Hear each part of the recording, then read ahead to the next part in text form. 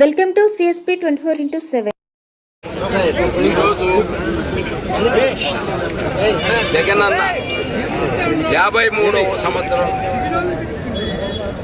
Birthday సందర్భంగా state అంతా ప్రతి చోట పండగ వాతావరణంలో అందరూ కేకులు కట్ చేసి ఆయనకు రక్తదానము, తర్వాత భోజనాల కార్యక్రమము, ఈ విధంగా ఏ మండలానికి ప్రతి మండలంలో వాళ్ళ శక్తికి తగ్గట్టు అన్ని విధాల బ్రహ్మాండంగా ఆయన జగన్మోహన్ రెడ్డి బర్త్డే సందర్భంగా ఇటువంటి కార్యక్రమాలు చేస్తున్నారు. జగన్మోహన్ రెడ్డి చేసిన కార్యక్రమాలు వాళ్ళ నాన్నగారు వైఎస్ రాజశేఖర రెడ్డి గారు fees reimbursement, free current, Aarogyasri 3 పథకాలు, చాలా గొప్ప పథకాలు ప్రవేశపెట్టడం జరిగింది. దాని తర్వాత జగన్మోహన్ రెడ్డి గారు ఆయన తనయుడు వైఎస్ రాజశేఖర రెడ్డి తనయుడు జగన్మోహన్ రెడ్డి దానికి మించిన పథకాలు పెట్టి ప్రజల్లో అందరి దగ్గర మన్నలను పొందడం జరిగింది. ఆయన కులము, మతము, పార్టీ అనేది నాకు ఏమాత్రం సంబంధం లేదు. ప్రతి ఒక్కళ్ళు ప్రజలు అనేవాళ్ళు ప్రతి ఒక్కళ్ళు బ్రతకాల అనే పద్ధతిలో ఆయన మొదటి నుంచి చెప్పడం జరిగింది. అయితే ఎలక్షన్లు వచ్చాయి. చంద్రబాబు నాయుడు గారు ఆయన స్పీచ్లో ఆయన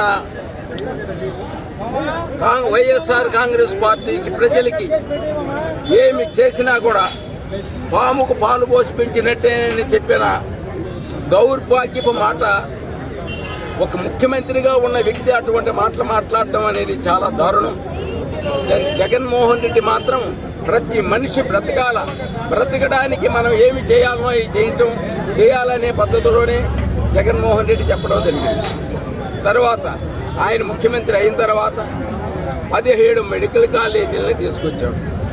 17 మెడికల్ కాలేజీలు అనేటి ఇండియాలో ఎక్కడా ఏ స్టేట్లో ఇటువంటి పరిస్థితి ఎక్కడా ఏర్పడాల.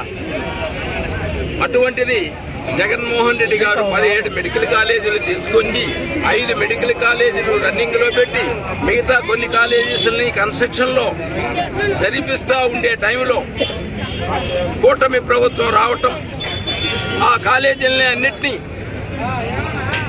ప్రైవేటు పరం చేయడానికి చంద్రబాబు నాయుడు గారు ఒక పథకాన్ని ప్రవేశపెట్టుకున్నాడు.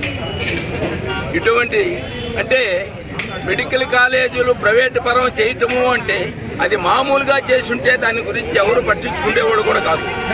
ఆయన వాళ్ళకు సంబంధించిన మనుషులకే ఈ మెడికల్ కాలేజీలను అన్నింటినీ ప్రవేశపెట్టి దాంట్లో వాళ్ళు లబ్ధి పొందటానికే చేసిన పని, కానీ ఇది ప్రజలకు ఉపయోగపడే పద్ధతిలో ఏమాత్రం చేయలేదని జగన్మోహన్ రెడ్డి ఏది చేసినా కూడా ప్రజలకు ఉపయోగపడేటట్టే చేసినారు, కానీ ఎవరికి అన్యాయం చేయలేదు. అదే 4వసారి ముఖ్యమంత్రి చంద్రబాబు నాయుడు గారు ఆయన ఏ పని చేసినా కూడా ప్రజలను అందరినీ రకరకాలుగా ఇబ్బందులు పెట్టిన వాడే కానీ ఎవరికి సహాయపడిన వ్యక్తి కాదు. కాబట్టి మనం ఎటువంటి పరిస్థితుల్లో కూడా రేపు మళ్ళా 29లో జరిగే ఎలక్షన్లలో మళ్ళా మనకు జగన్మోహన్ రెడ్డి వస్తే తప్ప ప్రజల జీవితాలు సుఖ సంతోషాలతో ఉండవు అనేది నేను మీకు అందరికీ తెలియజేస్తున్నాను. అందరికీ నమస్కారం, నేను మీ మధుమిత. హాయ్, నమస్తే టు ఎవ్రీవన్. సిఎస్పి 24/7 కి సబ్స్క్రైబ్ చేసుకోండి. Keep watching them.